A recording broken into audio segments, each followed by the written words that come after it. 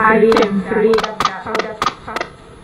proclamation by the Right Honourable Speaker of Parliament of Uganda.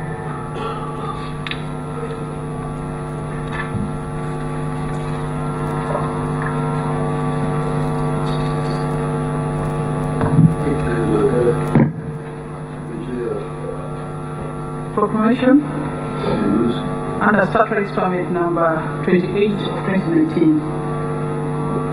Proclamation by the Right Honourable Speaker of Parliament of the Republic of Uganda.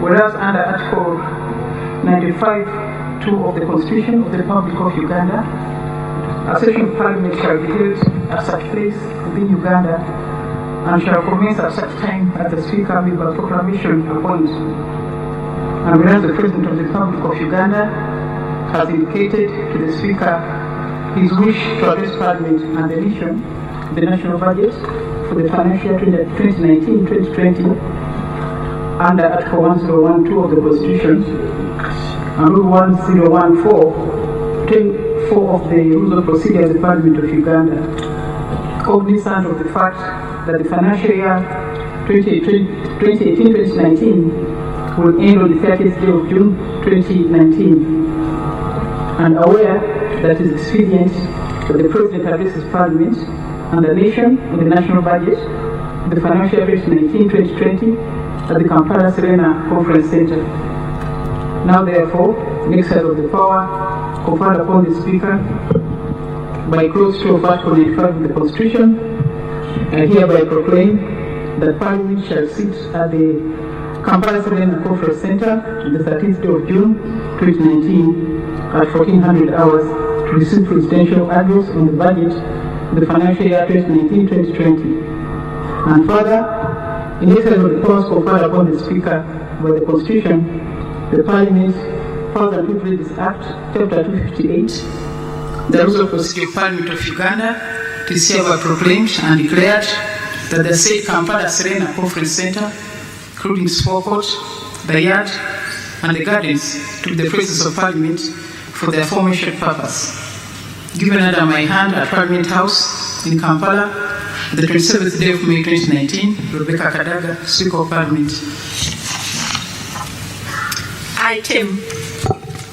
Item 4 on the order paper, communication from the Chair.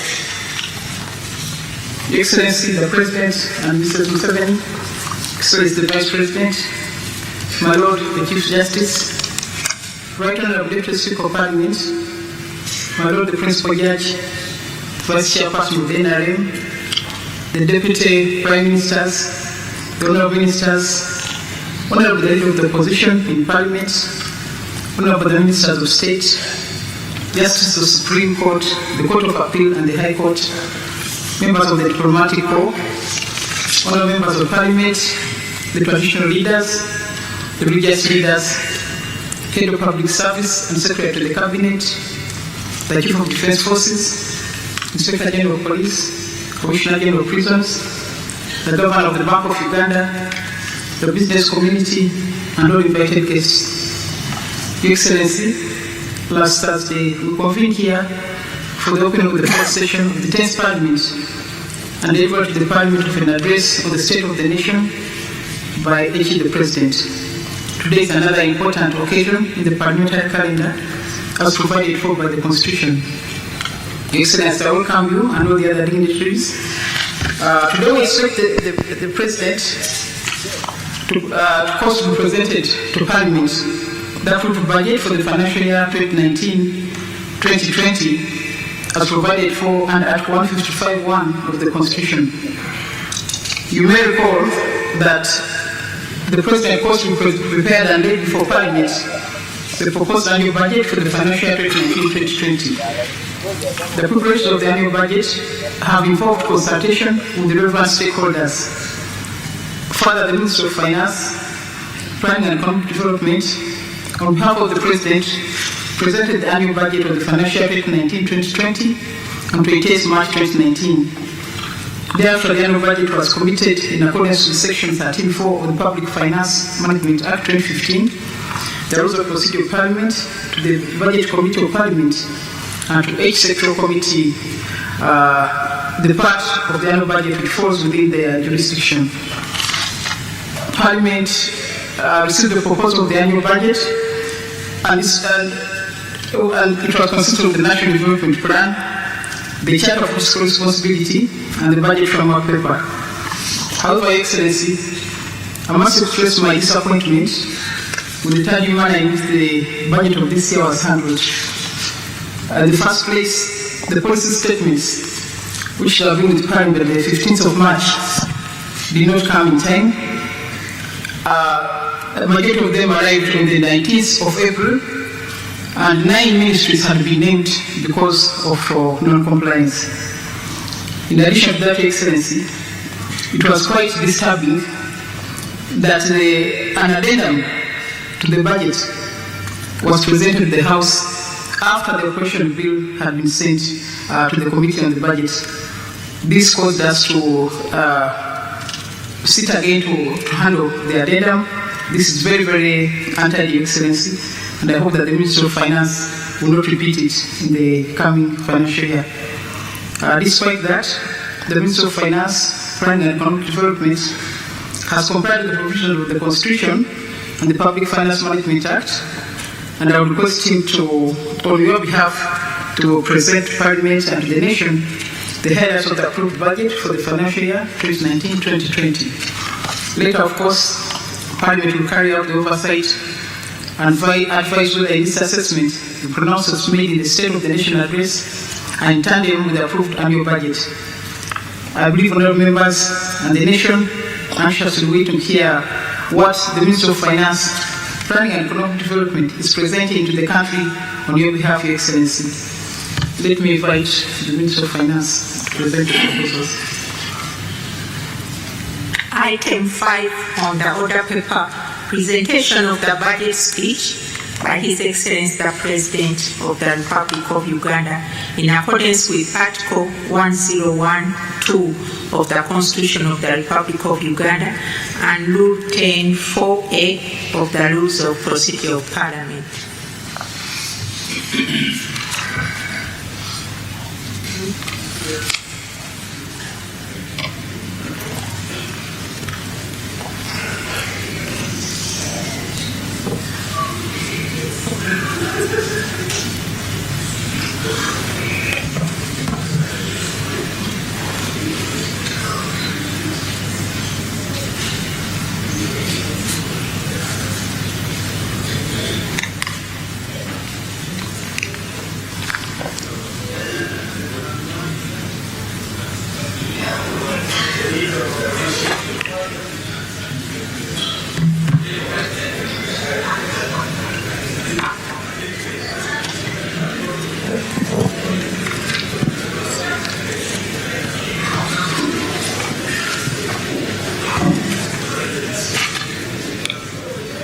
Your Excellency, the President of the Republic of Uganda, Your Excellency, the Vice President of the Republic of Uganda, the Right Honorable Speaker of Parliament, Your Lordship, the Chief Justice, Your Lordship, the Deputy Chief Justice, the Right Honorable Deputy Prime Minister,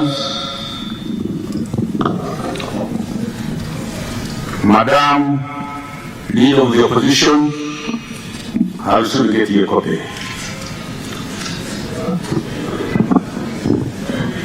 Honorable Ministers and Members of Parliament, members of the diplomatic corps, distinguished guests, ladies and gentlemen.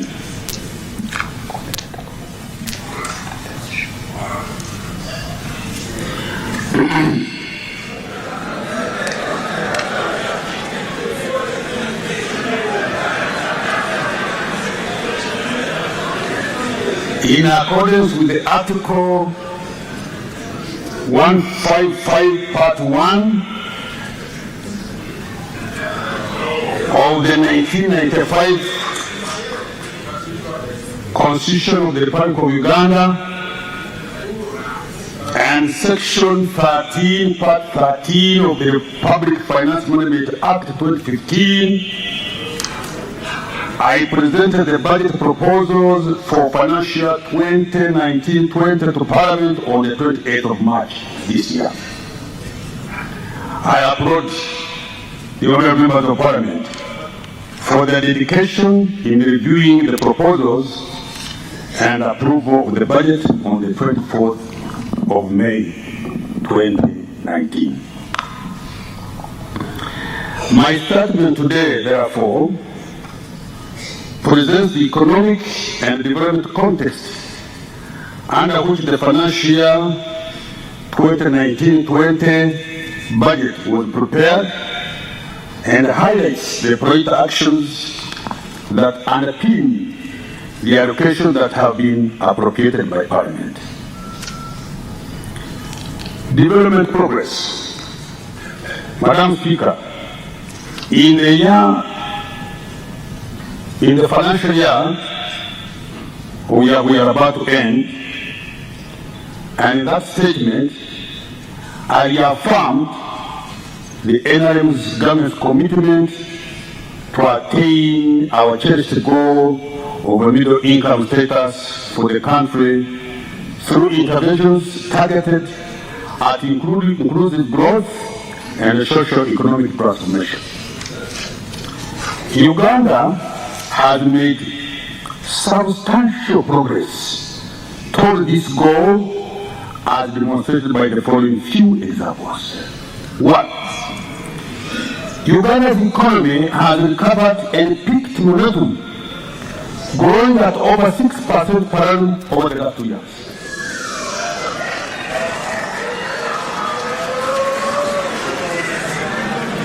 2. With the progress in economic growth, average incomes of Ugandans have increased to $825 per person in financial year we are about to end, compared to $800 in the previous year, notwithstanding increase in the population size to now about 39 Ugandans. 3. The quality of Uganda's labor force has drastically improved, with the proportion of labor force with tertiary education increasing from 7.5 in 2013 to 13.6 in 2017.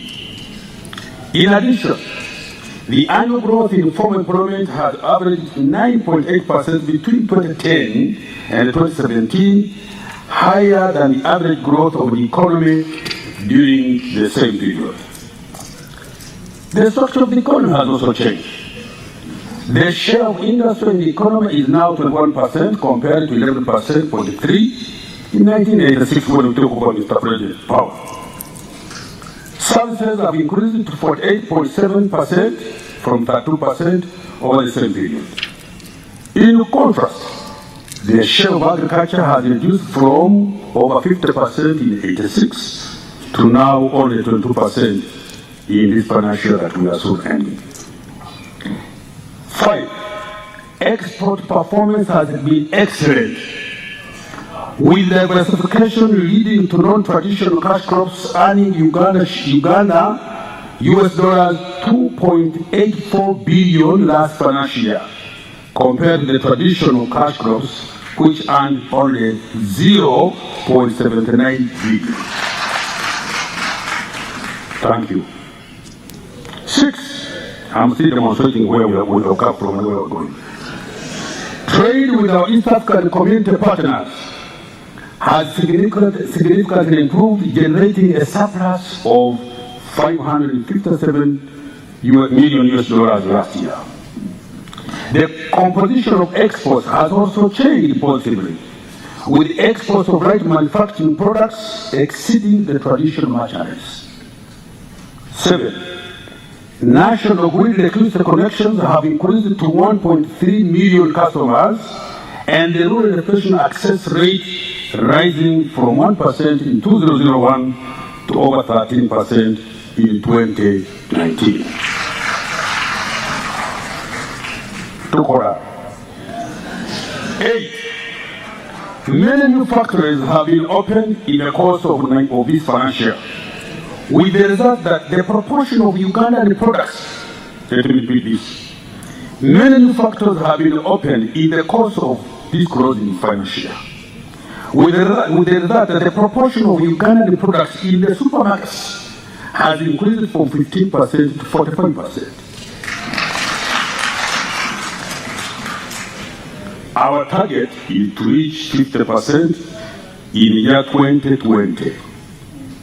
Madam Speaker, the few examples I have mentioned are a direct outcome of the NRM's government deliberate policies over the years to promote socio-economic transformation. Development challenges, Madam Speaker, despite these positive milestones, we, however, are still faced with some major development challenges. Let me just single out 3. 1, unemployment. 2, income inequality. 3, malnutrition and unhealthy lifestyles. Let me talk about unemployment. There are now approximately 600,000 entrants into the job market every year as a result of the universalization of health and education. This has created the need for new jobs to meet this demand. Currently, 4 out of 4 Ugandan youth are out of work. Furthermore, the quality of jobs is also of concern. The 2016 labor force survey indicates that 50% of Ugandans work in the service sector, 35.6% in agriculture, and 14.4% in industry. The informality of agriculture and the service sector implies that about 8% is in the informal sector and therefore not optimally employed.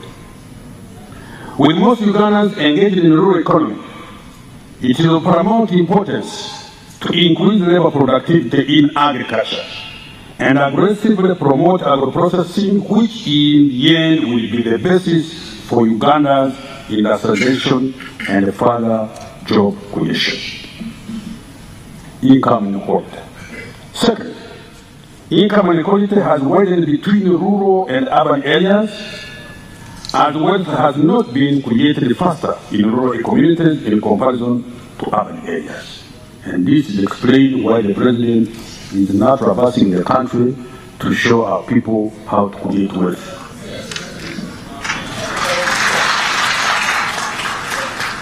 This is despite the country's progress in narrowing regional incomes inequality. For example, in northern and eastern Uganda, following government's affirmative action programs.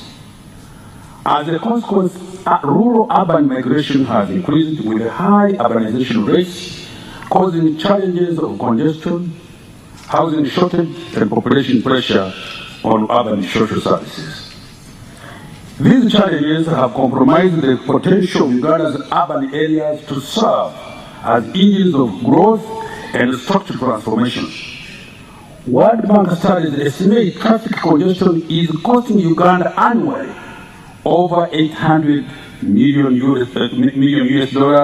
in lost national output. Malnutrition and unhealthy lifestyles. Malnutrition adversely affects the quality of life of children and mothers, despite the variety and quantity of foods that Uganda can produce. 53% of children under 5 years are malnourished and hence anemic, and 29% of them are either stunted or wasted or both. Many women of reproductive age are also malnourished, with 32% of them being anemic. In addition, and this is for us here, Inappropriate feeding, especially among the more affluent, is also a major cause of a surge in chronic non-communicable diseases, including coronary heart diseases, cancers, diabetes, high blood pressure, and obesity. Check yourself. These maladies are largely attributable to unhealthy lifestyles. Consequently, Uganda has been spending an average of $500 million on treatment of these preventable diseases. Improving the nutrition status of Ugandans accordingly requires 1, coordinated action, 2, mass sensitization education. Please, our doctors in the rural areas help us. 3, lifestyles awareness. Madam Speaker, the financial 2019-20 budget, therefore, focuses on interventions aimed at increasing the wealth and improving the livelihoods of all Ugandans. The NRM government will continue to pursue a growth strategy that aims at to create quality jobs and ensure that growth benefits every Ugandan. I will elaborate this strategy later in my statement. So, the theme for the financial year we are budgeting for, accordingly, remains industrialization for job creation and shared prosperity. Madam Speaker, the budget statement today will cover the following. 1.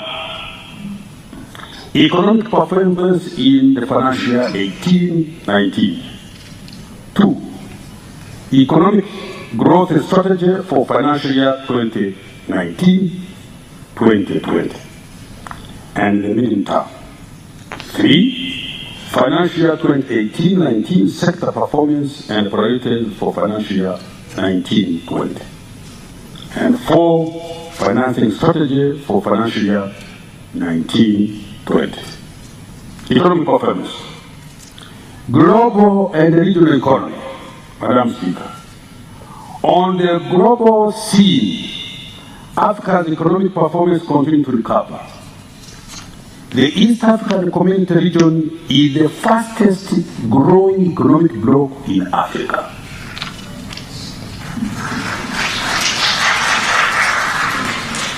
With growth projected at 6.2% in 2019, increasing from 5.9% in 2018. This performance is mainly accounted for by the growth in the services and agricultural sectors, as well as increased consumption and investment. Rising incomes in Africa increase the demand for exports within the African countries themselves. Uganda's trade with the African countries is increasing and amounted to 59% of the total goods exported in year 2018. During the same year, the East African community continued to be the largest destination for Uganda's exports. Total goods exported to the EAC amounted to 1,469 million compared to imports of US dollars 901 billion, thus registering a trade surplus of US dollars 557 million. Our domestic economy, economic growth. Madam Speaker and honorable members, the economy has sustained the remarkable recovery witnessed in financial year 17-18. The economy is not estimated, I will answer that question. The economy is estimated to have grown by 6.1% in this financial year we are ending. The size of the economy now is 109 trillion Uganda shillings, equivalent to 29.5 billion US dollars. The significant revival in economic growth was a consequence of increased private and public sector activities, improved weather conditions, and a relatively stable global economy. The agricultural sector maintains its recovery, sustaining a 3.8 growth rate in financial that we are closing. Among the contributing factors, let me mention two. One, the strengthened enforcement of fishing laws and regulations, which has resulted in the recovery of fish captures. Two, provision of extension services and control pests and diseases has also led to a bump harvest in crops such as maize, beans, fruits, vegetables, and seeds. But I must say that though that the growth in the agricultural sector is still suboptimal, given the natural resources that we have, so there is still more agriculture in Uganda. During the financial 18-19, the services sector grew at 7.2%, the highest of all sectors. This good performance was largely driven by tourism and hospitality. The indoor sector grew at 5.8% this year, continuing the rebound which started in financial 16-17. Manufacturing is also beginning to pick up. It grew at 2.8% this year compared with 1.7% the previous year. This is partly because of the newly commissioned factories, which I will mention later on. Domestic prices, Madam Speaker and colleagues, domestic prices remain stable. Average inflation was 3.4%, well within the policy target of 5% per annum. This is because of increased food supplies in the markets, relatively stable exchange rate, effective coordination of monetary and fiscal policies. Stable prices, as we all know, allow investment planning, improve investment confidence, and preserve the value of money. I can tell you my personal story about inflation when you have kept money somewhere. But that will be a story I will give it to you another time, in another forum. Exchange rate. The equation has largely been stable against the major currencies. It strengthened against the US dollar by an average of 0.6% for the period between July 2018 and April 2019. The strengthening of the shilling against the US dollar was the result of higher export performance, improved disbursement of external support for government programs, continued foreign direct investment inflows, and robust remittances from our Ugandans abroad. The financial sector and private sector credit. Madam Speaker and colleagues, the financial sector has continued to strengthen. Non-performing loans reduced to 3.4% at the end of December 2018 compared to 5.6% in December 2017. I thank the borrowers. Thank you very much. As I've said before, when you borrow money, you must return it. So thank you for listening to us. Private sector credit grew by 6.1% between July and December 2018, with the trade and construction sectors receiving the largest share of credit at 20.1% and 19.8% respectively. Credit to agriculture has registered the highest growth, though it still remains low at only 12.9% of total credit extended as of December 2018. Public finance. Madam Speaker and colleagues, domestic revenue collection too has increased significantly.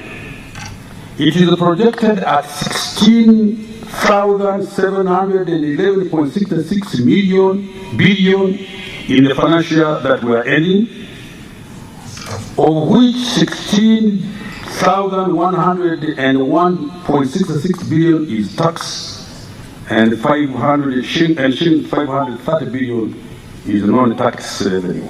The surplus is 352 0.66 billion over the target of 16,359 billion.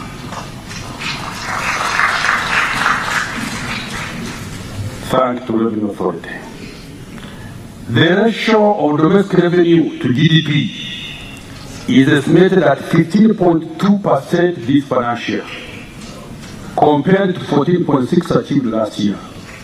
This is an increase of 0.06 of GDP in one financial year. We're moving. And I will never stop, so we move. Madam Speaker, and we shall continue to move.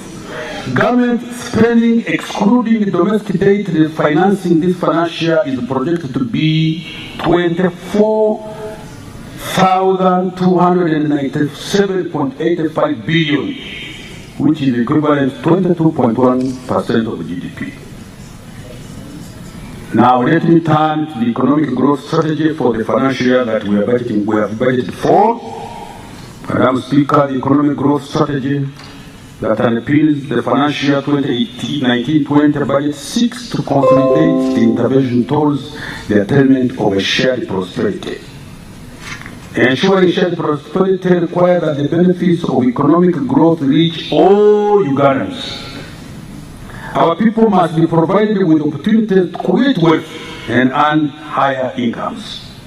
This strategy is built on the rapid industrialization of our economy, linked to high productivity and production in agriculture, while nurturing the potential of the key growth sectors like tourism, minerals, oil and gas.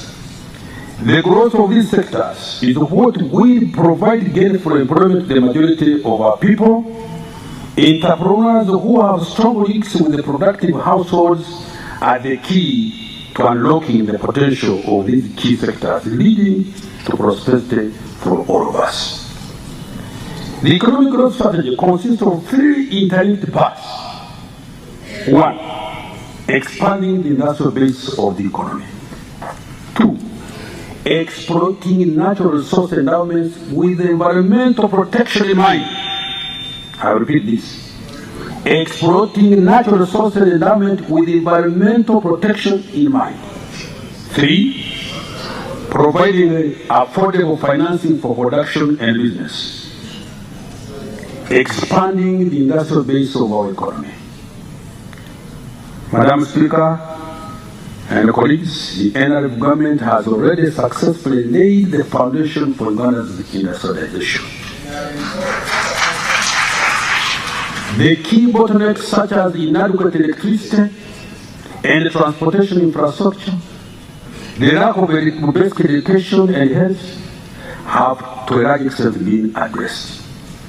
Consequently, the manufacturing sector is now able to meet domestic demand for basic products like cement, tiles, light steel products, and consumables such as sugar and soap. There is a word we call nyoko.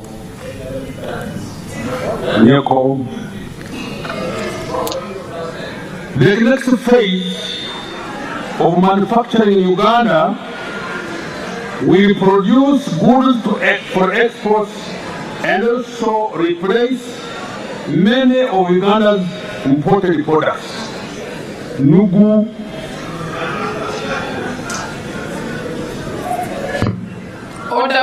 Order, please. Uganda's industrialization process in the future has accordingly been designated based on two strategic pillars. The first strategic pillar provides developed and service areas where industrial production for several enterprises can take place. The plan involves building planned and fully service industrial parks in 22 locations across the country. The second strategic pillar supports the development of product value chains which link nucleus entrepreneurs to growers farmers. These product value chains permit marketing of agricultural products, agro-processing for value addition, as well as the efficient provision of finance and other inputs of production It will also ensure the vast majority of Ugandans are productively engaged. We have already successfully established a few product value chains in agro-industry, in citrus fruits, vegetable oil, and dairy industries. The next move is to expand product value chains to other commodities across the country. Exploiting natural resources endowment with the environmental protection in mind.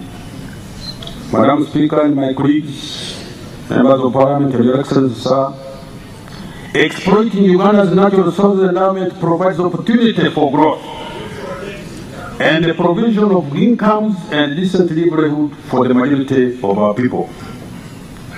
The three natural resources endowments Uganda has include vast arable land and freshwater resources, abundant wildlife and diverse environment, and plentiful minerals, oil, and gas deposits. Appropriately exploited, these natural endowments require being mindful of the adverse impact of extraction, overutilization, and wasteful use of the benefits they provide. Addressing climate change aggressively is therefore key to appropriately exploiting our natural resource endowments. Now let me turn to commercialization of agriculture. Appropriate exploitation of agricultural arable and land and freshwater resources requires climate-smart commercialization of the sector. Because the majority of Ugandans are part of rural households, achieving inclusive growth requires that we use modern farming practices, advanced agricultural inputs and technology, post-harvest storage, and improve product marketing access. These will positively change the livelihoods of over 68% of our Uganda households who are currently engaged in subsistence agriculture. Commercializing agriculture has the greatest potential for increasing household productivity and incomes while addressing unemployment in the rural communities. The use of productive value chains based on national agricultural zoning strategy will also facilitate agricultural commercialization. Successful agricultural processors will be engaged to serve as nucleus linked to farmers who sell their produce to the processors. In addition, product value chains permit inputs such as extension services and finance to be delivered. This approach will lead to an increase in sustainable production at the farm household level while increasing productivity and incomes. In addition, the approach will nurture agro-based industries across the country, employing labor that will be released from primary agriculture. Now, let's address ourselves to climate change. Madam Speaker, deforestation and destruction of wetlands adversely impacts the welfare of our people, among many, but in the following ways. 1. Water shortage, or no water at all, for domestic use and production. 2. Increased temperatures and severe long droughts. 3. Overflooding and increasing landslides in highlands. You know what has been happening on mountain areas. 4. Destructive winds due to lack of wind breaks. Reforestation and restoration of wetlands must be undertaken as a matter of urgency. And the destruction of wetlands and forest cover will be penalized through the enforcement of environmental laws and regulations. Local governments must enact and enforce ordinances on tree planting, efficient waste management, and wetland conservation. The ban on use of harmful materials such as environmentally destructive polyethylene bags, among others, will also be quickly enforced. I appeal to the private sector to adopt climate-smart technologies in their work. Now let's turn to tourism, Madam Speaker. Uganda's natural and cultural heritage are critical to tourism. Utilizing our natural heritage endowment by realizing its tourism potential will provide Uganda significant benefits. Notwithstanding its current level of development, the tourism sector has made dramatic progress and now ranks as the highest foreign exchange earner sector in the Republic of Uganda. In 2018, foreign receipts from tourism reached $1.02 billion with $1.6 million international tourist arrivals being recorded. Uganda is now is now a known international touristic destination of choice, which strongly justifies developing its tourism potential for benefits it will provide to Ugandans in particular, but to our economy as well. Sustained growth of Ugandan tourism therefore requires conservation of our natural and cultural heritage. Appropriate legislation will be enacted and vigorously enforced to preserve cultural sites and monuments, and in turn, illicit tracking of protected wildlife and activities. Tourist hubs and sites will be developed for product development and the marketing of Uganda as touristic destination of choice based on religious, natural, and cultural heritage. Infrastructure, including roads and airports, electricity, and hospitality facilities will be developed to enable efficient access to tourism destination and adequate hospitality. World-class skills will be built in hospitality and tourist handling, wildlife conservation, tour and travel management, food and beverages services. Now I turn to minerals, oils and gas. Madam Speaker and colleagues, extracting minerals, oil and gas will contribute to building a solid source base for this economy, while providing jobs to many more Ugandans. The priority minerals to be exploited include iron ore, limestone, phosphates, oil and gas, dimension stones, gold, and rare earth metals. The key strategic actions required to commercialize this sector include minimizing speculation and holding of mineral licenses, enforcement of mining regulations, the airborne geophysical mapping of Karamoja, the provision of key roads and energy infrastructure. Madam Speaker, in order to avoid wasting and leakage of the benefits from minerals, oil and gas resources, the proceeds of extraction will be invested for both the current and future generations. In this regard, a Petroleum Revenue Investment Authority Committee has been appointed to guide this process in line within a clear and transparent policy. Uganda has also recently joined the Extractive Industries Transparency Initiative to publicly account for all proceeds of minerals, oil, and gas sectors.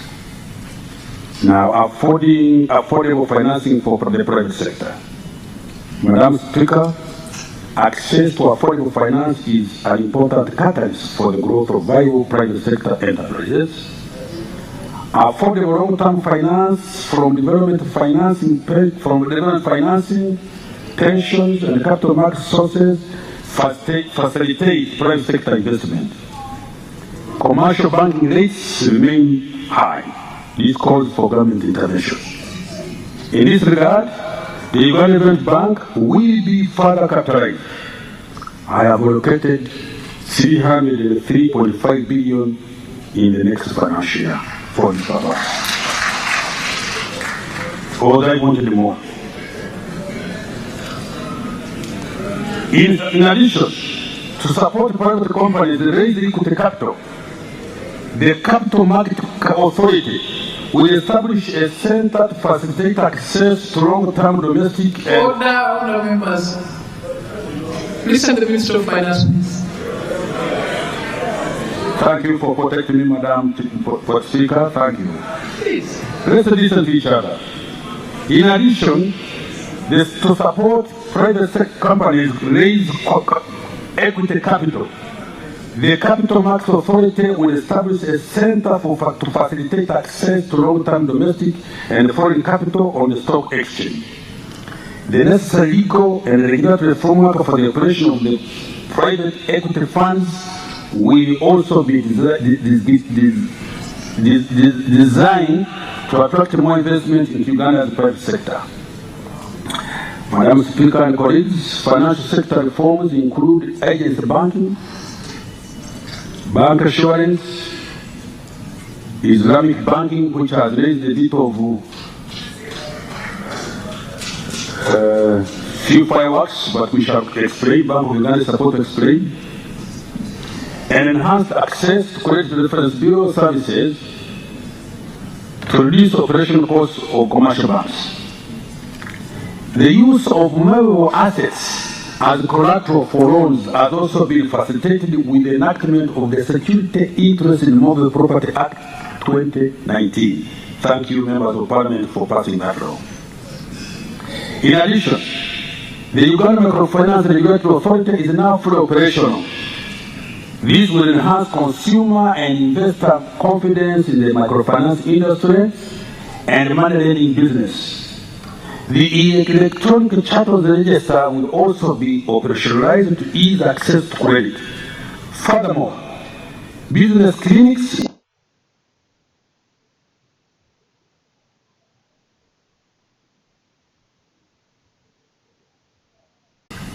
Madam Speaker and dear colleagues, small and medium enterprises require affordable credit. I have provided an additional 40 billion to the Microfinance Support Center for only lending at affordable interest, not exceeding 30% per annum. Not much, but in our language we say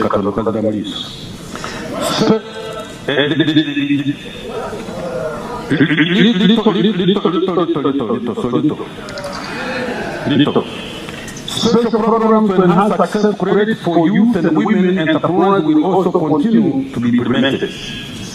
The skills program for youth and the Uganda Women's Entrepreneurship Program have been allocated 130 billion and 32 billion respectively. Let me repeat this. Special programs to enhance access to credit for youth and women entrepreneurs will also continue to be implemented. The skills program for youth and the Uganda Women's Entrepreneurship Program have been allocated 130 billion and 32 billion respectively. And there are more funds that will come soon. I hope Your Excellency you will be able to tell this August House what we discussed in the Cabinet the other day on these other special funds. Madam Speaker, to this lending to agriculture, the Uganda Agriculture Insurance Scheme subsidizes the agriculture insurance premiums paid by farmers. Agriculture insurance protects farmers against the key agricultural risks such as those resulting from natural disasters like droughts. This ultimately attracts affordable credit to agriculture.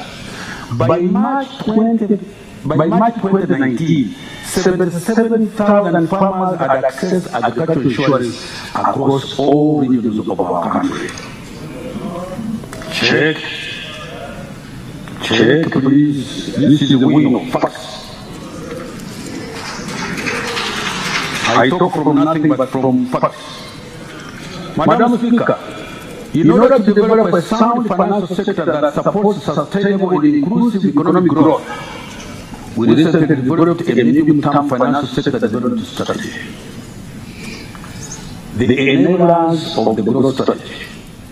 Madam Speaker and colleagues, effective implementation of the economic growth strategy I have just talked about requires that certain preconditions are in place. These preconditions include peace and security. I repeat, peace and security.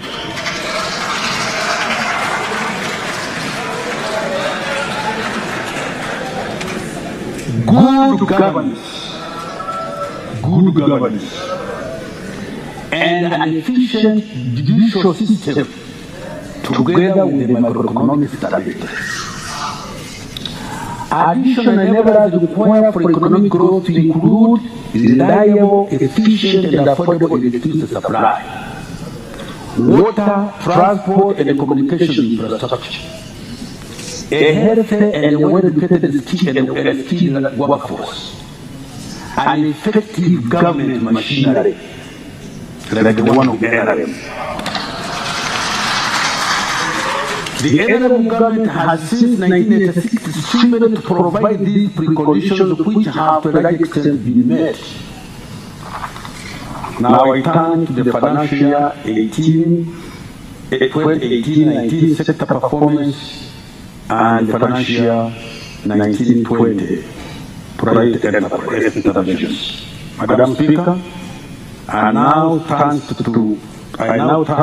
to the specific private intervention that will be implemented in the forthcoming year in furtherance of economic growth strategy, while reporting respective developments that have been recorded during the financial year now end. These interventions include: 1. Enhancing key primary growth sectors; 2. Increasing infrastructure access and reliability; 3. Human capital development; and 4. Maintaining peace and security and good governance.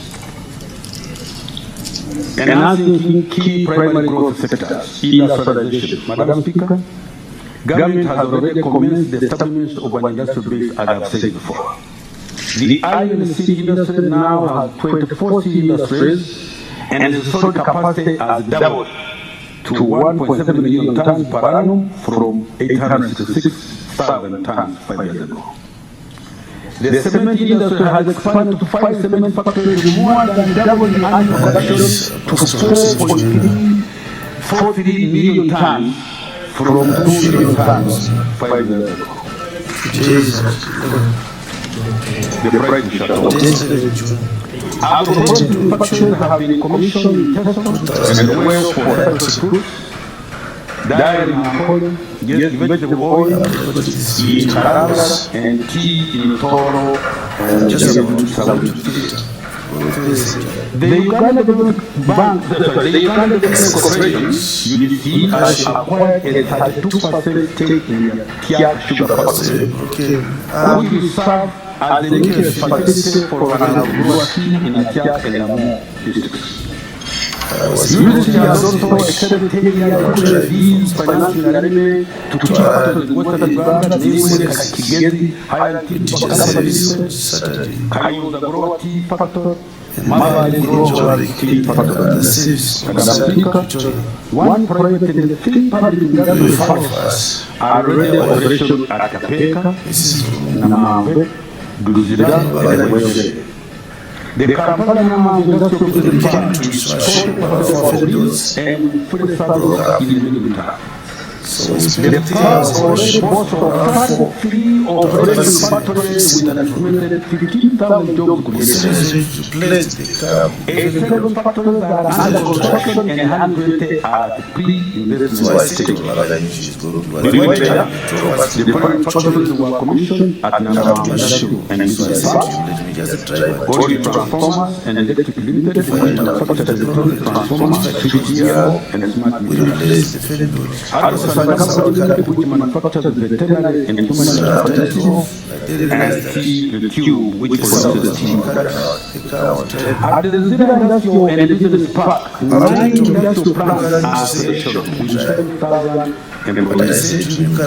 The Uganda Industrial Park has 4 operational industries in agro-processing and other manufacturing with 5 transport roads. At the Solid Industrial Park, the factory was commissioned in the year for those cities against raw materials. So, the people from the politicians refer to guide our people what the type of oil to the province of agriculture, what type of oil we should use. In addition to the above industrial parks, the Ocean Industrial Park at Kasaija to provide infrastructure was 500,000 target are operational now. So these include all and food technologies, dried food for export and dried food for export. They are dying for more marbles. They want more money. Swept into my lane, and I flashed in my evidence to show that I was doing something. Then the goodwill ceramics company, To his lane, which manufactured he drove about 10 meters more towards me. than 90%. At this time, he just swept. And I'm inviting what I want to Paradise. I thank you several times. Those of you who have not been there, please go there and see what is happening. Then we shall talk for position of knowledge and accountability. To his lane. Instead of going to his lane, I was afraid that I was going to come back to my lane. The government of Uganda It was shot me by my side. I was looking for Uganda times. and the Ginger just to pass To over. avoid a headquarter. Other industrial parks was also be developed to provide best infrastructure, electricity, water, information technology, and communication infrastructure. 14 free zones to promote exports have also been licensed in Arua, Kasaija, Kalungu, Bigi, Mikono, Watiso, Tororo, Kampala, and Bangkok. Madam Speaker,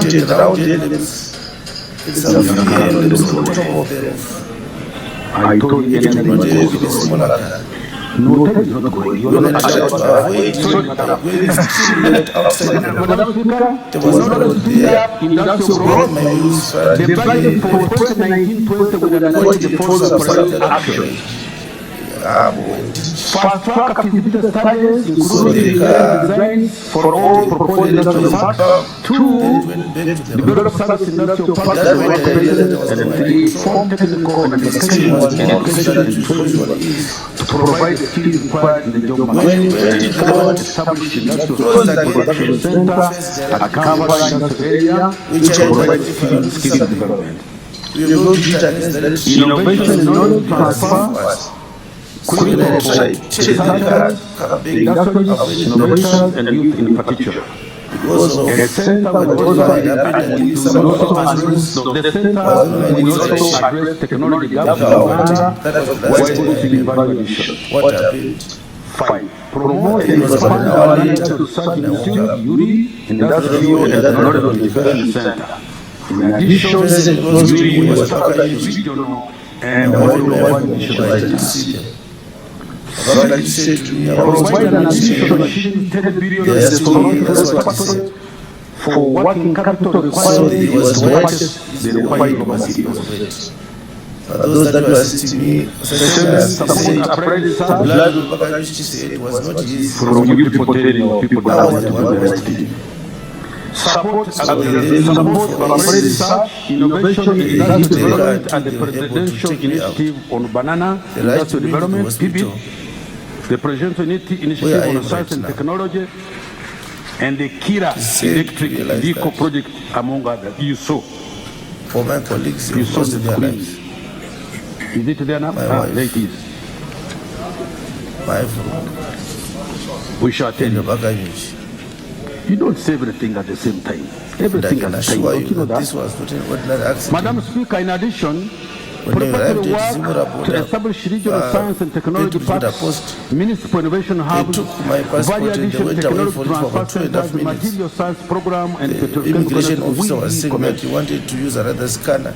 8. Because this Reduce scanner was the not minimum working. investment threshold that But I saw allows that was developers of free zones Before I went and industrial there, parks to the be person eligible is in front of me. for tax incentives He from went to him and used his scanner $100,000 to to assist him and to $50,000. put the stamp on the passport.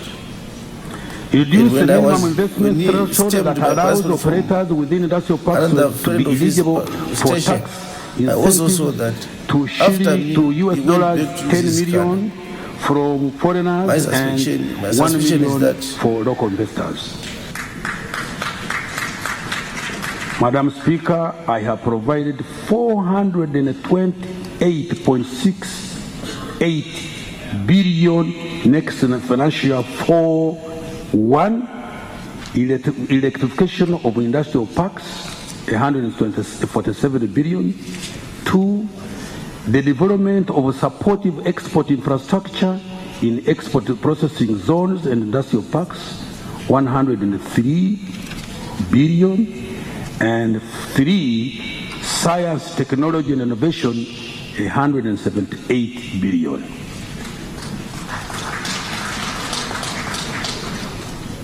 Madam Speaker, government's efforts to modernize and commercialize agriculture are bearing positive outcomes, as I've already said. For instance, the volumes and the value of exports of strategic commodities has registered a notable improvement. Listen to this. Coffee export volumes in 2018 increased by 6% to 4.5 million bags, valued at 492 million compared to 4.2 million valued at 490 million exported in 2017. Oil palm production in Kalangala in 2018 increased by 55% to 37,000 tons, valued at 21.4 billion compared to the 2016 production of 24,300 tons, valued at shillings 13.4 billion Uganda shillings. Milk production in 2018 increased by 19% from 2.1 billion liters in 2015 to 2.5 million liters in 2018. The volume of fish exports has also increased by 27%. The support to fisheries enforcement intervention by the Ugandan UPDF has led to the opening of 4 fish factories. Gomba in Jinja, Imftura in Kampala, Marine and Agoro in Jinja and Ngenge, in Ngege in Kampala. The established production capacity of all these factories is now 330 tons per day. The action that the government has taken to support the significant outcomes I have illustrated include the following. 1. Distribution of key planting and breeding and stocking materials, including the establishment of almost 110,000 acres of citrus orange and about 144 acres of mango. You go to Nyoya and see. Go to Adieri who is working in Nyoya, you will see. 22,000 acres of tea in Chigezi, Ankole, Rwenzori, Mubende, West Nile, and the Bunyoro sub-regions. And 16,500 acres of cocoa.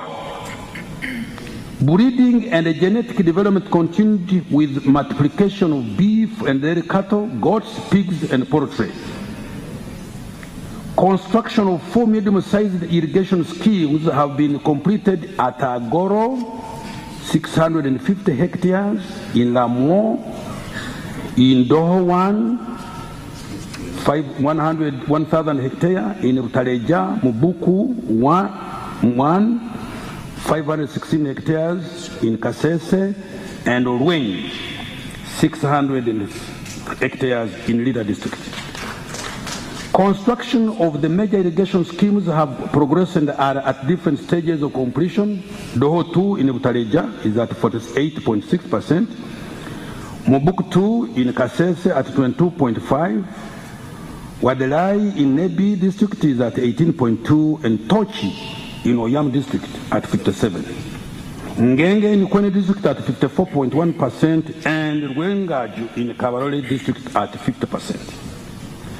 Complete the construction of 10 small-scale irrigation systems at Zonal Agricultural Research and Development Institutes at Parisa, Bukedia, Katakwi, Tororo, Kamuli, Bugiri, Asoroti, Abim, Kabong, and Mayuga districts.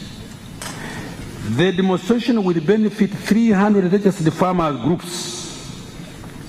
Construction of solar-powered irrigation systems at 7 more Zone Agricultural Research and Development Institute at Ulindi, Rwebitaba, Abi, Buginyanya, Nabiumu, Mukono, Ngeta are being finalized. In addition, 15 solar water pump systems for small-scale irrigation were established in 13 districts of Katakwi, Kamuli, Bukedia, Buikwe, Kayunga, Mpigi, Lyantonde, Kiruhura, Mbarara, Kamwenge, Rubirizi, and Mkono.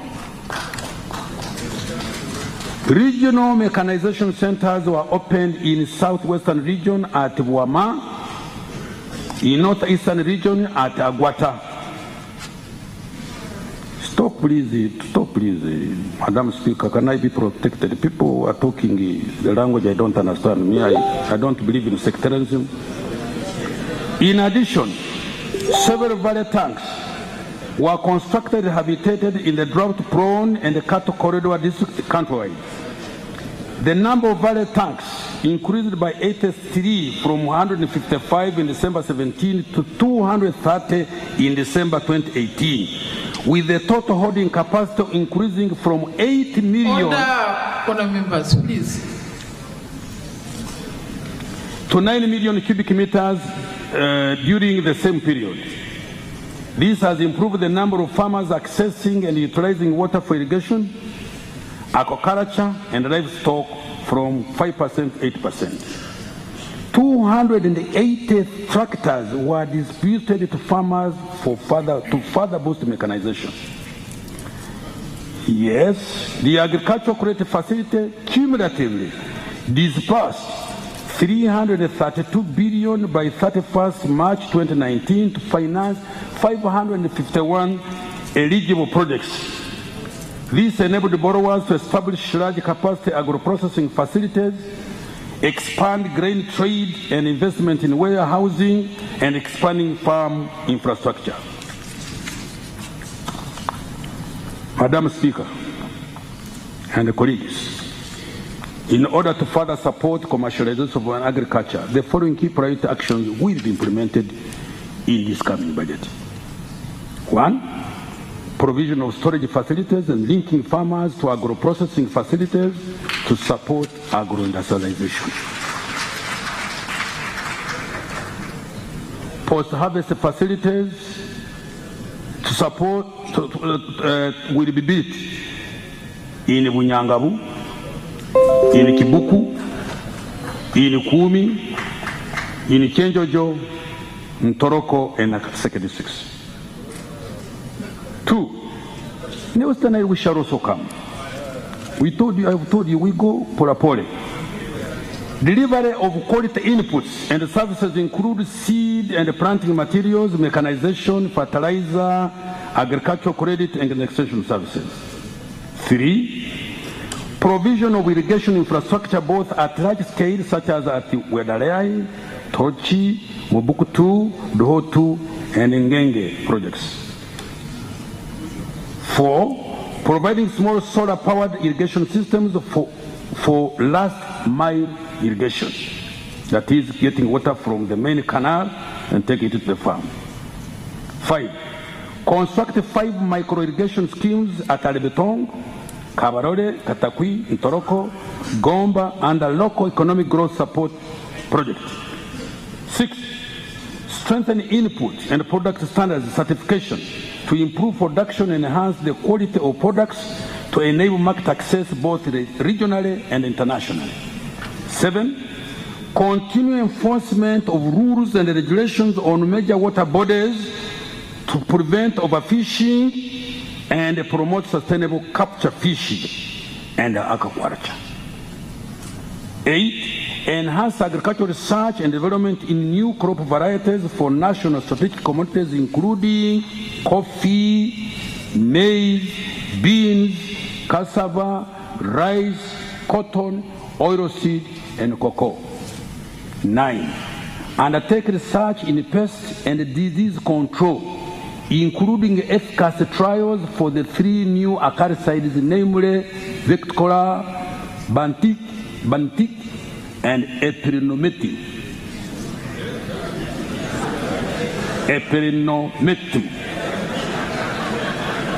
That's the name of a acaricide. If you are not a cattle keeper, please, then you don't know. You can come and we teach you, we will keep cattle. Madam Speaker, I have provided 1,554.6 billion to the agricultural sector next financial year.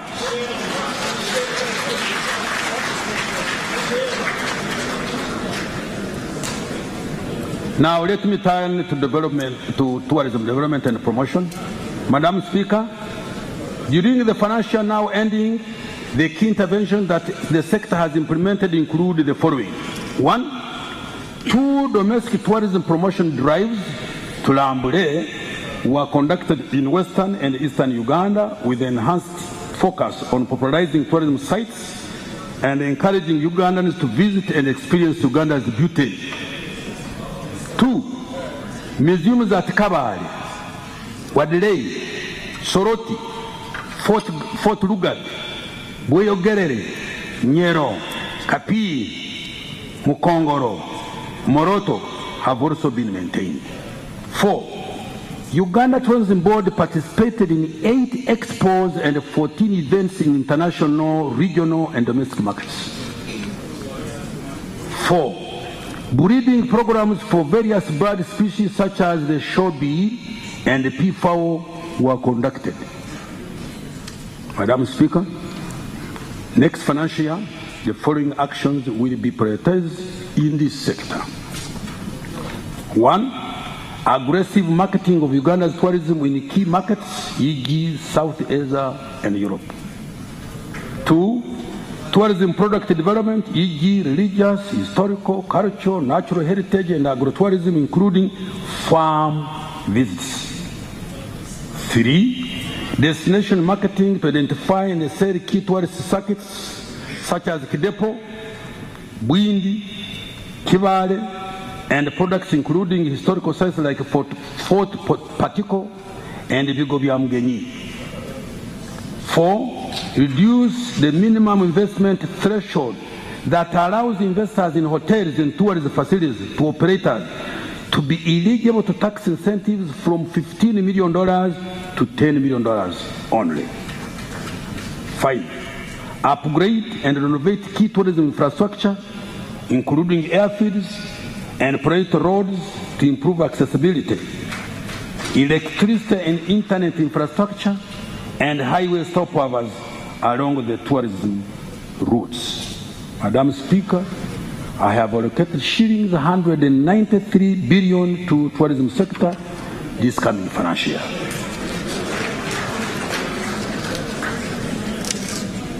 Development and commercialization of minerals and oil and gas. Madam Speaker, in minerals, oil and gas sector, preparation for commercialization of oil and gas resources continued during the year.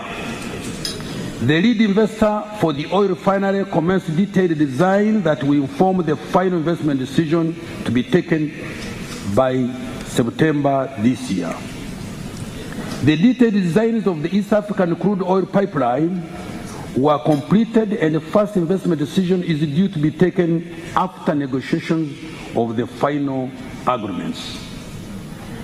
With respect to mineral development, substantial progress has also been recorded. 3 gold refineries have been set up to refine gold at 99.9%. These are African, Simba, and Bullion gold refineries. The Sukuru phosphate and steel project first phase to process fertilizers was commissioned in October last year. The Sukuru project steel, glass sheet, brick, and cement plants are due for commissioning sometime in July this year. Several new cement factories were built during the year, while others have been expanded, including Simba, Tororo, Hima, and the Kampala cement plants. Total production capacity of cement now stands at 6.8 million tons, compared to 2.3 million tons in 2015 and 1.6 million tons in 2011. This has resulted in increased jobs, lowered cost prices. Yes, prices have come down. Lowered cement prices. Reduced. I am constructing some little building. I know what I'm talking about. Reduced construction costs and consequently reduced cement imports. Madam Speaker, during the next financial year, the following intervention will be undertaken.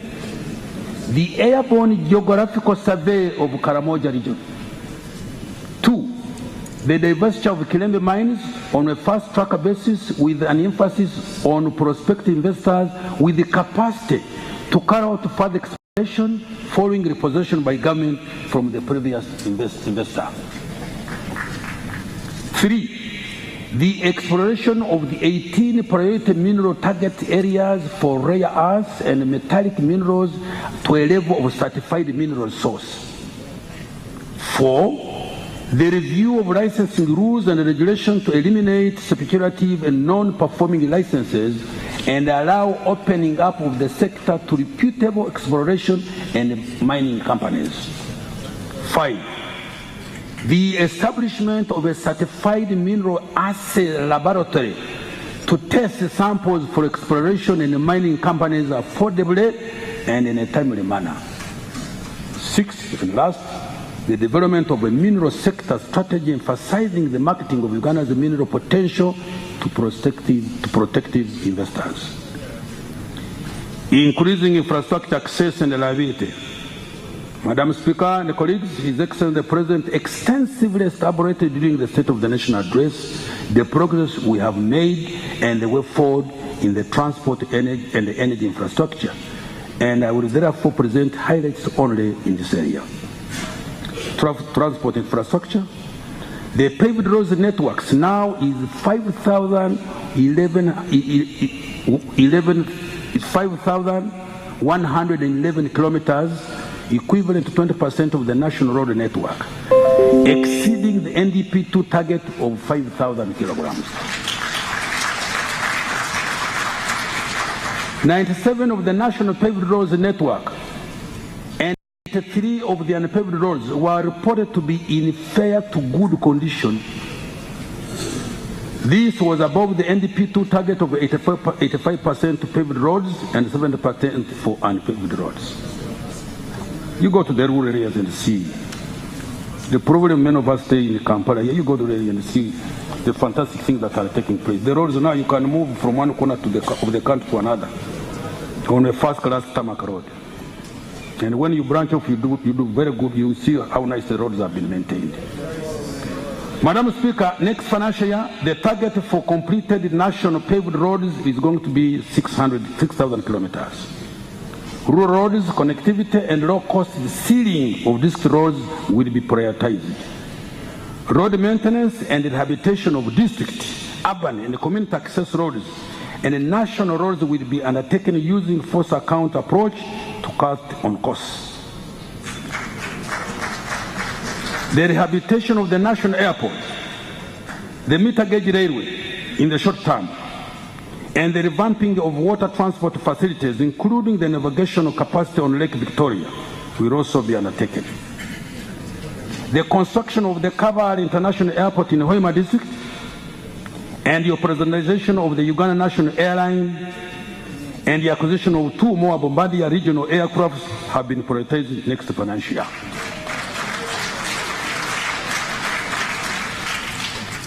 We shall fly. Land acquisition and counterpart funding has also been given priority in the budget, particularly for the new Kampala port at Bukasa, the completion of Katuna one-stop border post and the development of up-country aerodromes, land acquisition for 3 oil roads, namely Hoima Butiaba, Wanseko, Masindi Viso, Masindi Bugungu, Buhimba Kakumiro Mubende, has been fully provided for in this budget, while loan negotiations for the construction works are being concluded fairly soon. Madam Speaker, to enhance access to tourism sites, an additional 57.8 billion has been provided to UNRWA to embark on the Southwestern Tourism Circuit. The other tourism roads will be sequenced over the short and medium term. In addition, support will be provided for rehabilitation of aerodromes to facilitate domestic flights. Madam Speaker and colleagues, shillings 4.4 trillion has been provided to the works and the transport sector in the coming financial year. Energy infrastructure. Madam Speaker, Total installed electricity generation capacity is now 1,200 megawatts, with the completion of several hydropower generation projects, including the Simba hydropower dam. High voltage electricity transmission grid infrastructure now totals 2,258 kilometers. Detailed progress of specific energy infrastructure projects were well elaborated in His Excellency the President's State of the Nation address. With respect to electricity infrastructure in industrial parks, substations in Uganda, Duzira, Mukono, and Namwambe have been completed, which will enable increased consumption of electricity. With respect to power distribution, the distribution concession with the Meme Limited will be renegotiated and extended to ensure further investment and also lower electricity tariffs. With the rate at which we are industrializing, including the increase in demand for power by the population for various uses, we plan to have more power production to avoid entering into a shortage. The Ayago, the Oriang, the Kiba, the Uhuru hydropower projects will be developed in medium to long term in partnership with the private sector. In line with our strategy to ensure power access, the electricity connection policy will continue to subsidize the cost of electricity connections. Over 300,000 connections are targeted annually.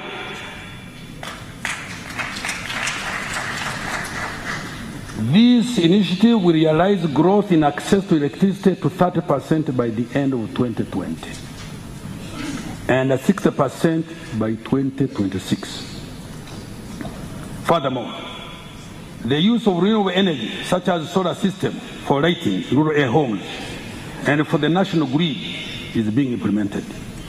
Currently, 40 megawatts of solar power has been installed nationwide and feeds into the national grid.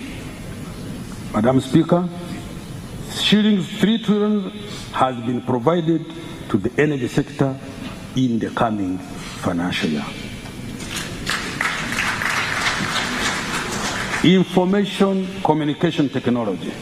Madam Speaker, the information and communication technology sector, the total optical fiber network covers 49% of all districts and 24% of sub-counties and all the border points.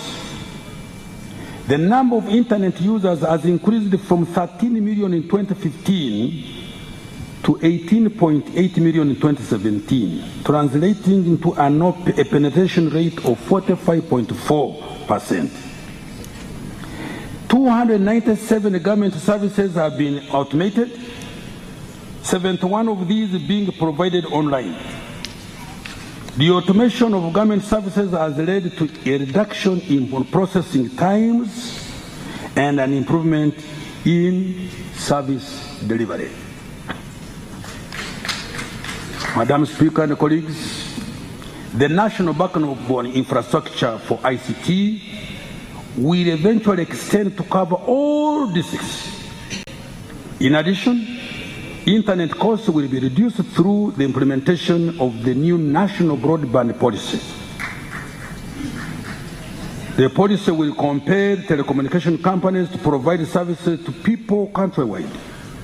This will enhance improved service delivery both in government and the private sector.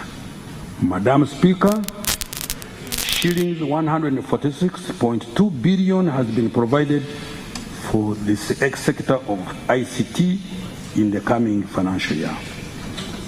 Now I turn to the human capital. Education, skills and training and sports. Madam Speaker, the provision of universal primary and post-primary education has led to 92 of all parishes and 71% of all sub-counties having a government-aided primary and a secondary school, respectively. I thought that we should be clapped for as well. the literacy rate of persons aged 10 years and above currently stands at 74%. During financial year 18-19, scholastic materials were distributed to all public primary schools, improving pupil-to-book ratio from 14:1 to 2:1. Yes, sir.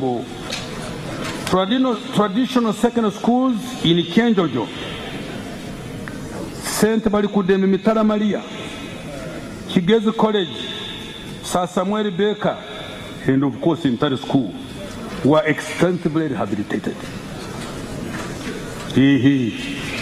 Charity begins at home. Teacher absenteeism at UP schools in 20 pilot districts has reduced from about 15% in 2015 to 4% in 2019 with the use of biometric fingerprint readers. In terms of skills training, critical infrastructure for technical and vocational training has been built.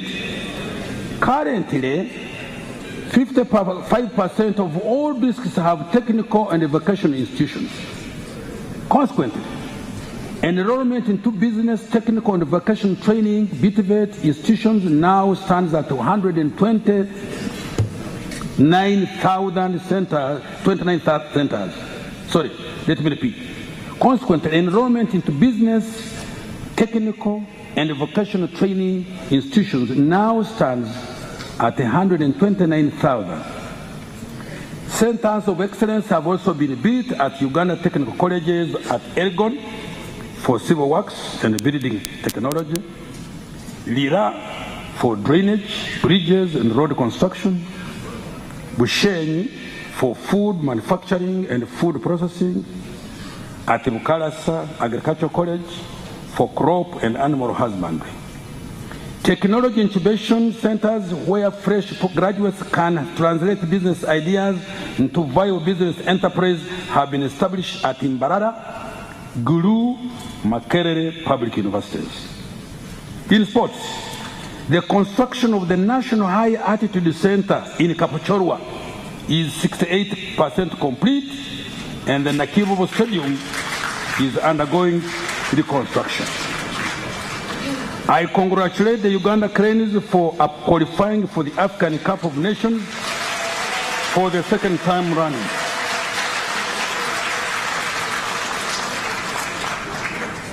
During the next year, the following interventions in formal education will be undertaken. 1.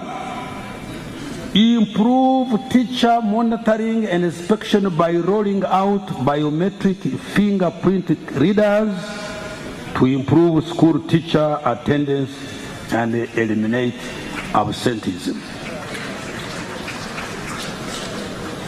2.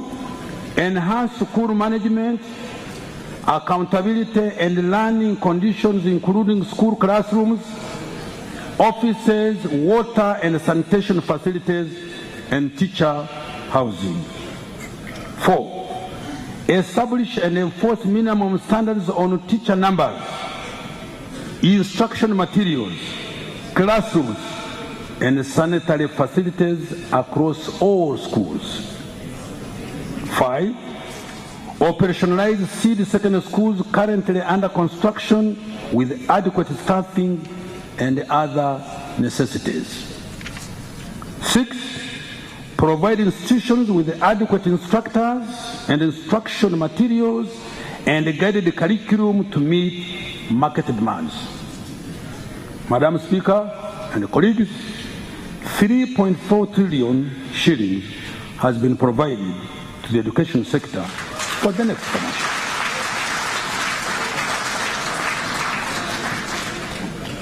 Now I turn to health.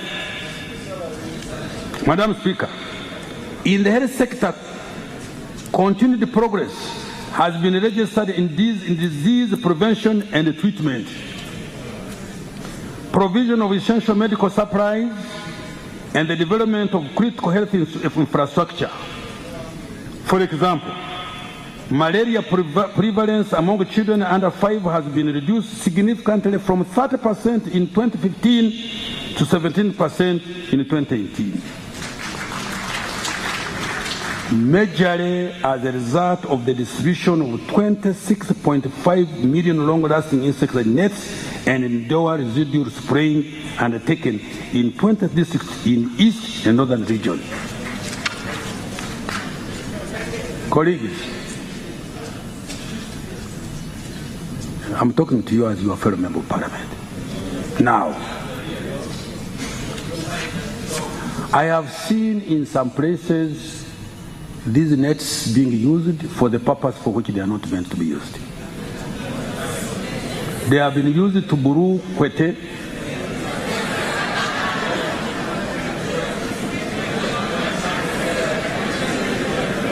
I will shame you because I saw some of these things in your constituencies. You know me, I travel, I'm telling you, I don't stick in the office.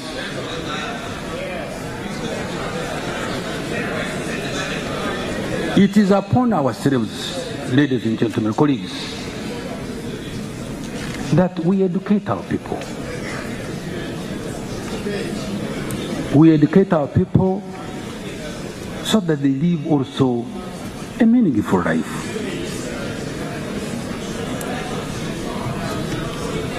The page is here.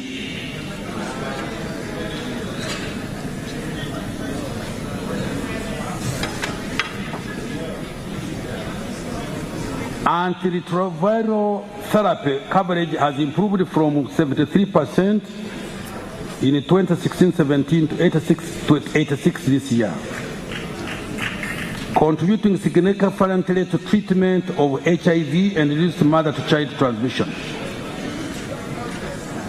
Preventive interventions, including immunization, have also improved, with measles immunization coverage, for example, increasing to 88%.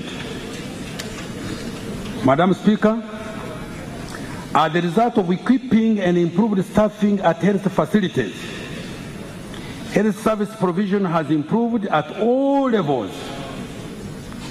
Still room for improvement, but it has improved. For instance, 81 health centers force offer cesarean section and blood transfusion out of a total of 186 centers. In addition, the number of maternal deaths recorded at health facilities has also reduced by 30% from 180 per 100,000 in financial year 2016-17 to now 104 per 100,000 deliveries this year. Health work at staff attendance has also improved from 51% in June 2016 to 93% in February 2019 in 20 pilot districts where biometric fingerprint readers are used to monitor staff attendances. In terms of regional and national health infrastructure, the construction, expansion, rehabilitation, and equipping of Mulago National Referral Hospital and its transition into a super specialty facility is now stands at 97% completion and will be commissioned in December. And Honorable Minister, I have given you more money to finish that job out of the supplementary that the Parliament permitted me. I thank you, sir. It is functional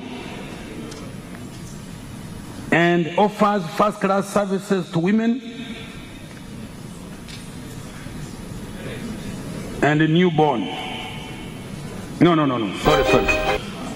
The construction of a 320-bed specialized women and a neonatal hospital at Mulago National Referral Hospital was completed and commissioned in November 2018, Your Excellency.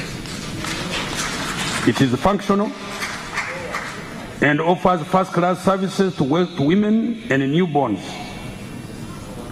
The specialized regional center for pediatric surgery hospital in Entebbe is under construction and will be commissioned by December 2019 this year. Kaworo General Hospital has been rehabilitated and will be commissioned in July 2019, while the rehabilitation of Kasorwe, I want to repeat this one because my musical has been on my back, while the rehabilitation of Kasorwe Hospital will commence next financial year for sure. These projects will also address reproductive health in addition to provision of emergency care. Madam Speaker and colleagues, in the next financial year, the following intervention will be prioritized. 1. Improve the functionality of the lower level health facilities by providing additional resources for operationalization and upgrading 124 health center 2s to health center 3s in 99 local governments. This is in line with the NRM manifesto of having health center 3 in all the sub-counties. 2. Streamline the health referral system to reduce pressure on super-specialized Mulago National Referral Hospital. 3. Construct staff houses and maternity wards in 81 health centers supported by the World Bank Reproductive Maternal Child Health Services Improvement Program. 4. Improve supply of medicines and health supplies and strengthen controls for more efficient drug management across the country. 5. Improve human resource for health and by training local health professionals and strengthening village health teams. Madam Speaker, shillings 2.6 trillion have been provided to the health sector for the coming year. Nutrition. Shame. I agree with you.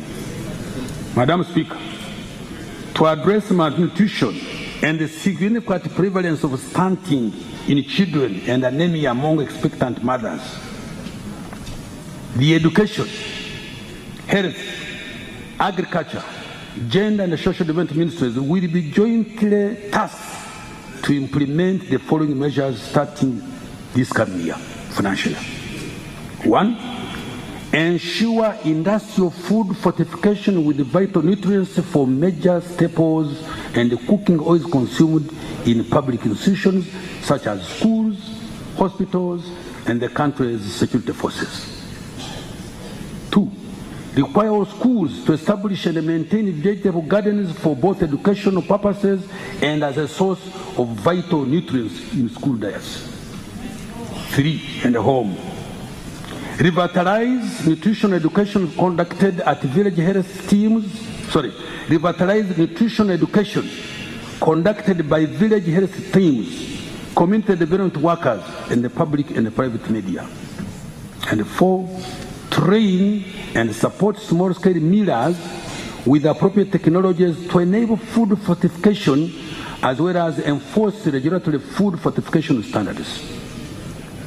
These interventions will require the revision of the Uganda Nutrition Action Plan and prioritize the food and nutrition security in National Development Number 3. Safe water and sanitation. Madam Speaker, the following progress was registered in safe water provision and sanitation during this year that is closing. 1. Rural water coverage is now 71%, while the urban water coverage stands at 80%. 2. 38,200 villages representing 66 of the total villages in the country have been served with clean water. Let me repeat this. 38,200 villages representing 66% of total villages in the country have been served.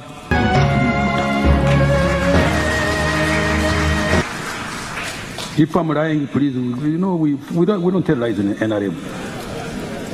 Go and check who told we tell lies. 3, if we are telling lies, we will not be taught. Yeah. Rural sanitation coverage stands at 79%, while sanitation coverage in urban area is 87.4%. Madam Speaker, during the financial year, the next financial year, the following intervention will be undertaken in safe water provision and access to sanitation. 1.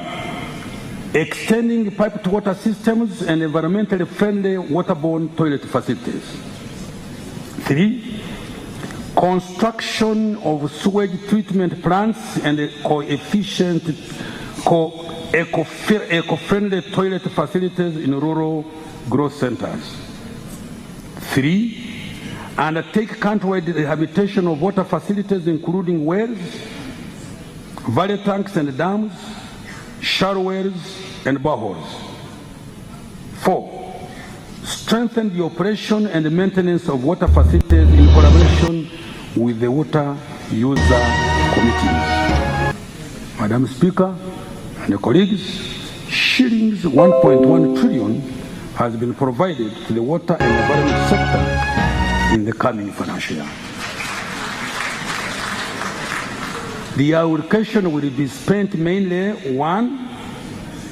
Provision of water for production, shillings 218.5 billion.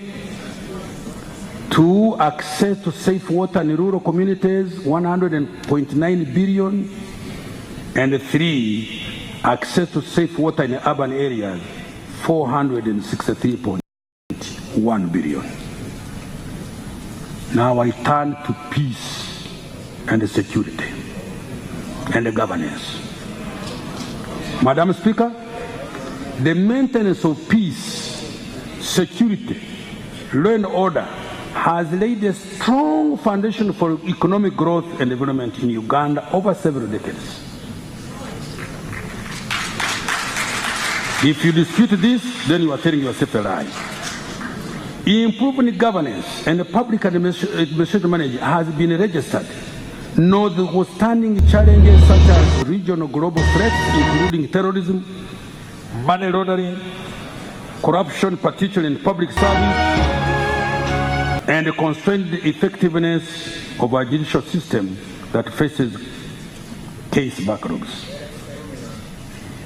In order to maintain peace and security and good governance, the following intervention will be implemented by government over the next financial year and medium term. 1.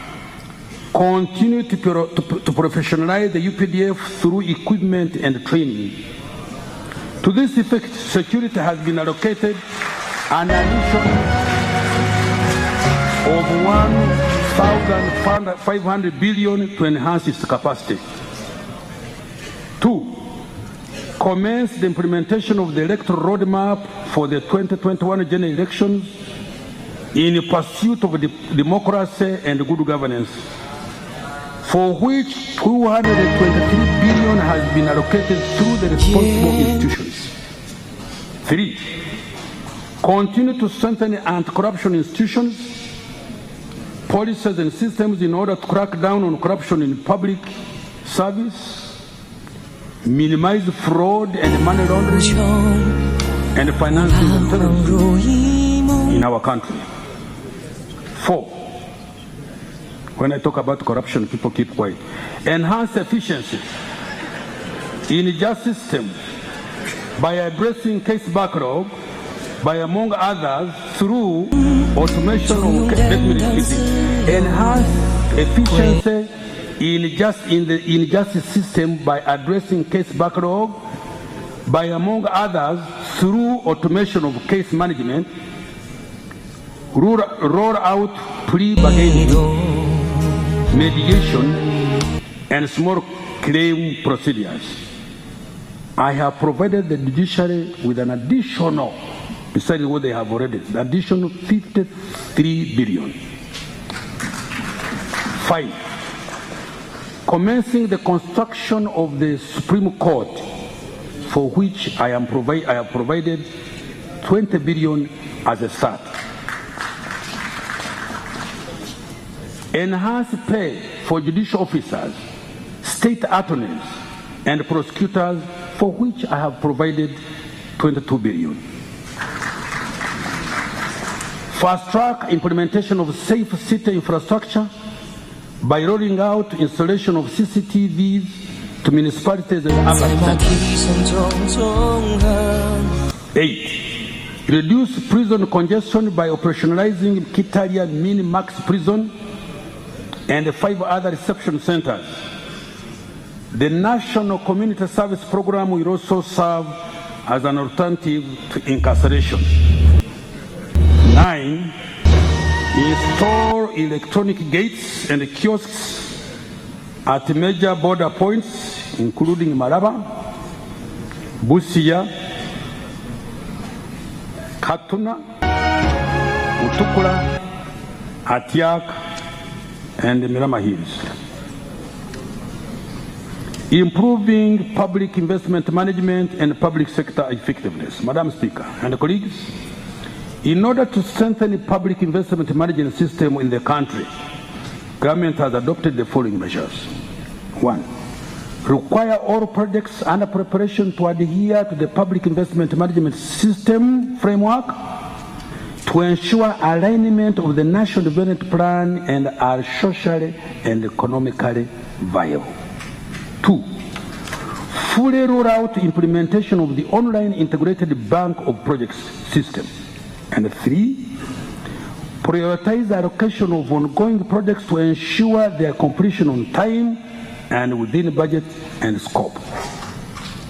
Madam Speaker, we will continue to undertake joint portfolio reviews on all ongoing projects with development partners and civil society to assess project implementation.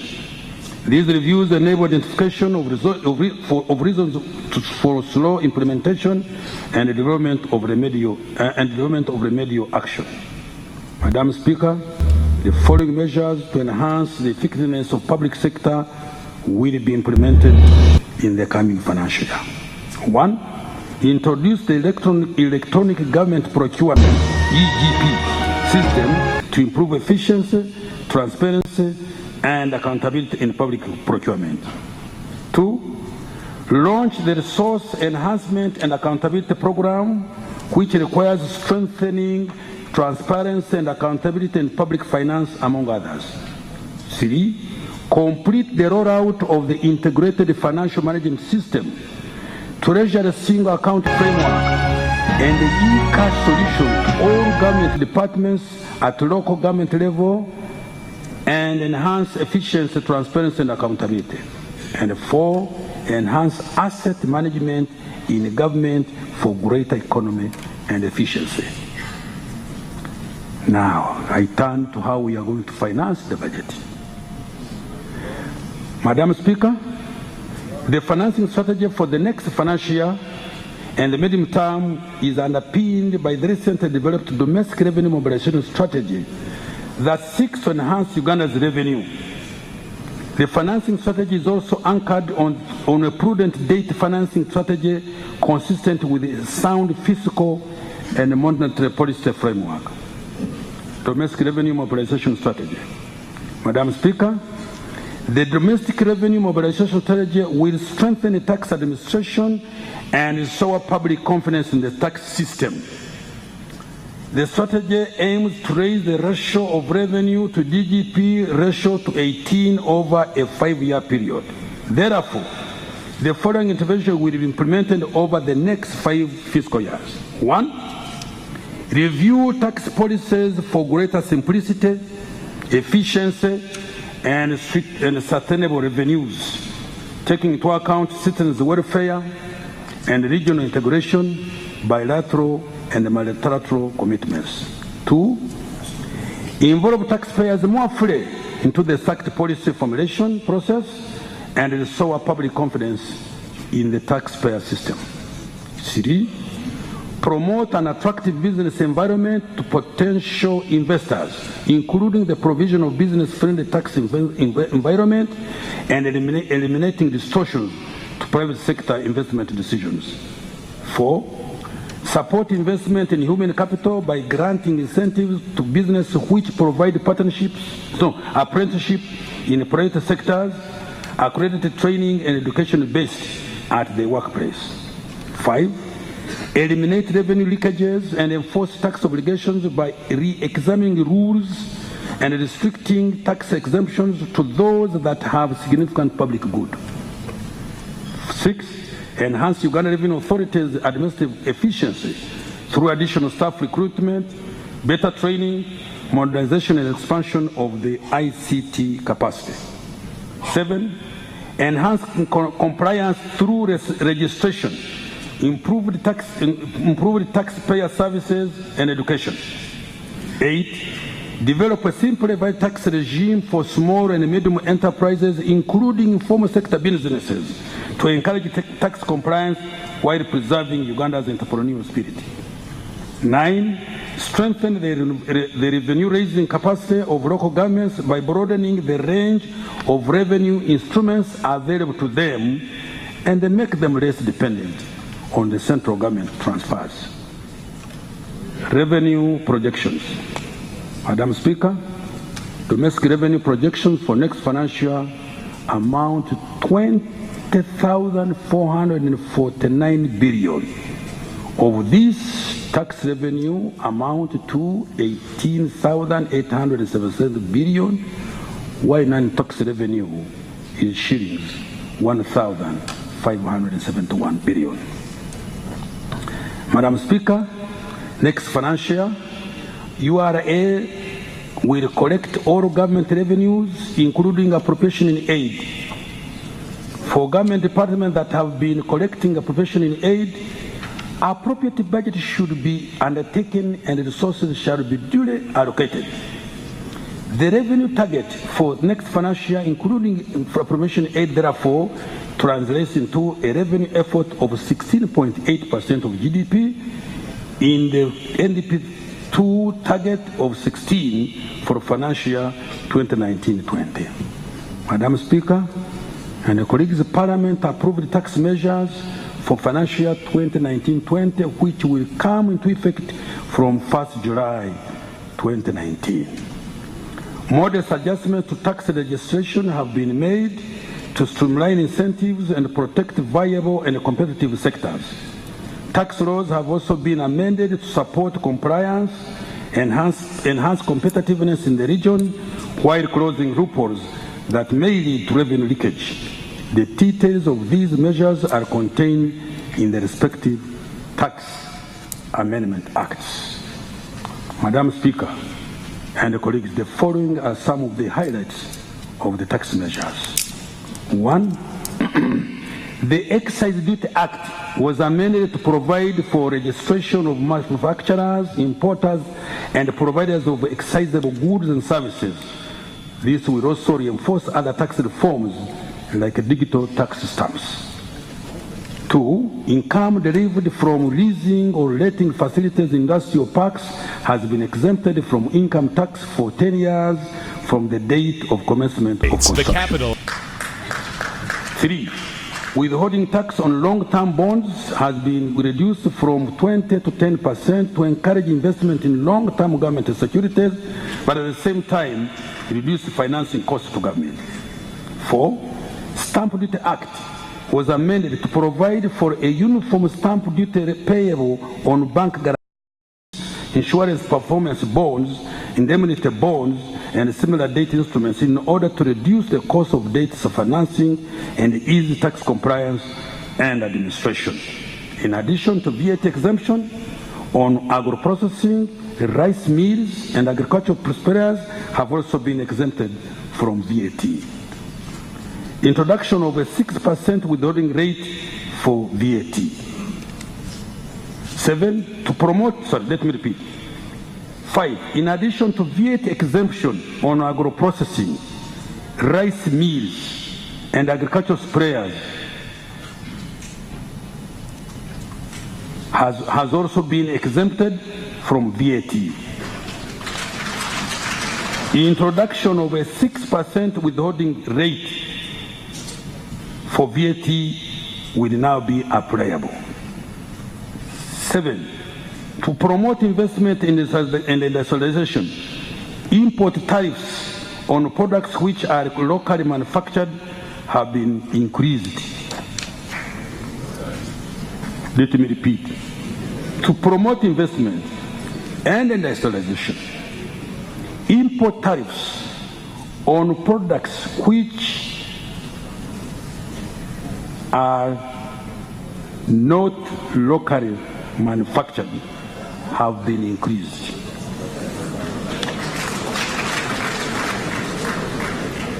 If you're a businessman, you know what that means. Tax administration reforms, Madam Speaker, effective tax administration is necessary for sustainable revenue collection. The Uganda Revenue Authority will therefore strengthen its capacity to effectively collect taxes. This will involve recruitment of additional staff, skills development in specialized areas such as audit, investigations, and risk analysis, and the modernization and expansion of the ICT capacity. Madam Speaker, the following interventions in tax administration will be implemented in the next financial year. 1, use of electronic fiscal devices to improve compliance in VAT. 2, use of a digital tax stamp solution to avert and declaration of excise and custom duties. 3, enhance rental income tax collection. 4, purchase and deploy scanners at major ports of entry into Uganda to facilitate fast clearance of goods and curb misdeclaration. And 5, expand deployment to facilitate fast clearance of goods and curb dumping misdeclaration.